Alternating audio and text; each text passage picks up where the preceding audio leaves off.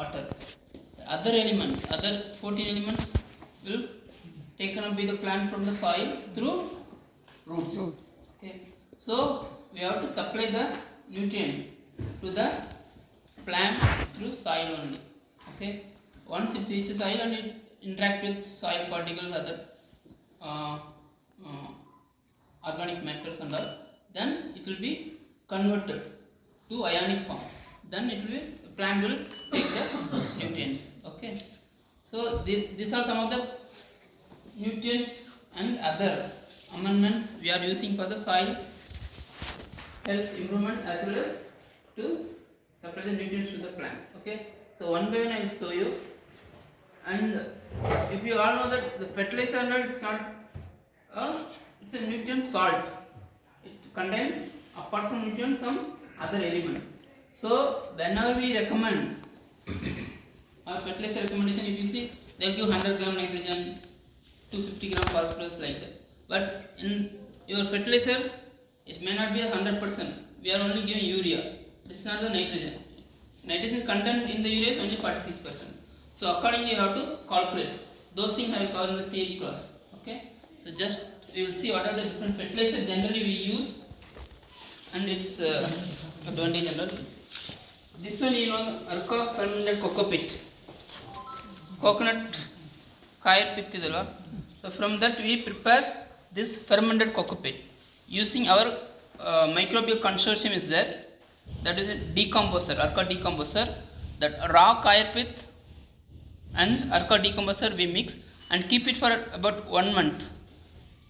Okay. Then the phenols, alkaloids which are present in the cocoa pit will reduced because the phenols and all, it's injurious to health. Okay. So directly if you use cocoa pit and all, it will generate more heat and phenol content will be there, lignin and phenol. It is not good for plant growth. Okay. It will scorch the plant growth. So it's mainly used for nursery media preparation. Okay. For that only we use this one. After this preparation we mix this AMC, Arca microbial consortium. This is liquid formulation. Okay. This is liquid formulation, but we have solid formulation also. That can be also mixed with this and used for your mainly for vegetable nursery. Is it sale for sale? Not from here. It is available in this one Gonikoppa, AMC, KVP Gonikoppa, and from IHR. And you all know that urea. Okay, this is pulled urea and coated with neem oil. So earlier we used normal urea because of nitrogen loss from this normal urea, they have converted now using neem oil coating. That neem oil will reduce the nutrient loss because this urea is converted into nitrate and elemental nitrogen. So it will escape to atmosphere. To avoid slow that process, this neem oil acts as an antimicrobial agent. It slow the process. Actually, this is microbial induced process. Okay, that will be retarded. So you know that urea contains how much nitrogen? This also FSUT only is preparing neem coated urea. Yes. 40%. 46% nitrogen in this. Okay. So if when he applies urea, like for rubber and all that, if for a day it doesn't rain, all escapes. Yes. There's no issue. We have to add water. I mean that day, during the day, if the wet soil is wet. Soil is not a problem. Soil is wet is okay. And also you have to mix with soil. You should not apply on the surface. If it is exposed to sun and all, it will. Yeah, but if the rain comes, it's okay. What about foliar application? Foliar application actually we can do, but Urea. the total requirement of the plant cannot be met through your foliar application. So foliar application will go maximum up to 2%. 2%. But plant requirement is in gram, 100 gram, 200 gram, 300 gram. So 2% means only 2 gram per liter. How much quantity you have to and how many times you have to spray. That is laborious as well as time consuming and costly. That's why soil application is the best method for mainly for macronutrients. Micronutrients we can go for foliar application. Okay, this one is immunool. Okay, muriate of potash.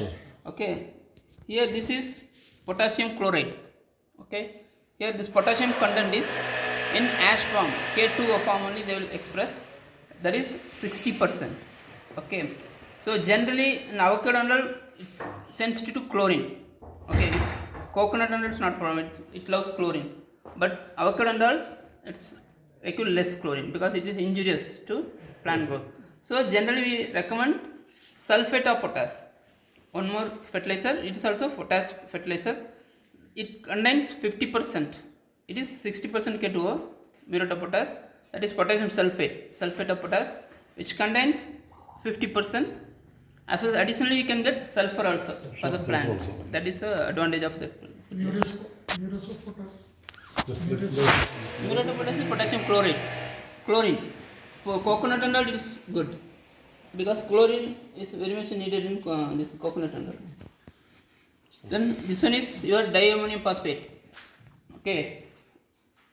Here it contains both nitrogen and phosphorus. Okay. Nitrogen content is 18%. Okay. And phosphorus P2O5 form only they will express. It is about 46%. Okay. This is generally used mainly in rain-fed areas.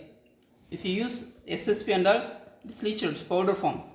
Because it is in a granule, it is slowly release the nutrients. That's why even coffee estate and all people regularly use DAP.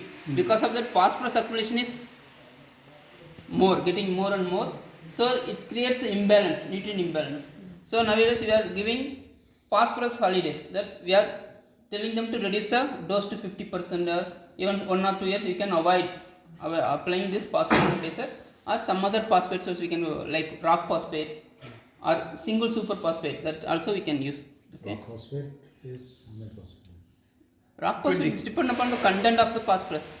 Okay, it vary. Average 20, right? Average 20. 18 to 20%. That it's depend upon the fineness of the particle and manufacture quality, those things and all that. So it vary. Alternatively, we can use rock phosphate also. Yes, in acid soils mainly. For neutral soils it won't, because the rock phosphate is containing citrus soluble, citric acid soluble phosphorus. This is also somewhat, it contains both citrus acid as well as water soluble phosphorus. So that we have to see. In acid soil only rock phosphate will be applied. The potash you said what, magnesium? What potash? Diammonium phosphate. Diammonium. This one is muriate of potash. Sulfate of potash. Sulfate of potash. ഇതൊക്കെയാണെങ്കിൽ മണ്ണ് പരിശോധിച്ചിട്ട് വേണ്ടത് മാത്രം നമ്മുടെ മണ്ണിലിട്ടാൽ മതി. ഈ മണ്ണ് പരിശോധന കേരളത്തിൽ എവിടെയാണെന്ന് അറിയാൻ പറയാം. എല്ലാ കെമിക്കലും This is citrus special. Citrus special means it's mainly for any citrus crops. It is a micronutrient mixture. It's not a single micronutrient. It's a mixture of micronutrient as well as secondary nutrients like magnesium will be there, iron, zinc, copper, boron, manganese. Some mixture will be there. This is mainly used for foliar application to meet the micronutrient requirement of the crop citrus. Here we generally recommend 0.5% spray. That is 5 gram per liter. Liter special. Foliar spray. Whatever you do, any foliar spray of micronutrients, maximum concentration should be 0.5%. If you go beyond that, the scorching problem will be there. Okay. Leaf, because of high toxicity. When is this recommended? What we can apply? This one lemon, for lemon only.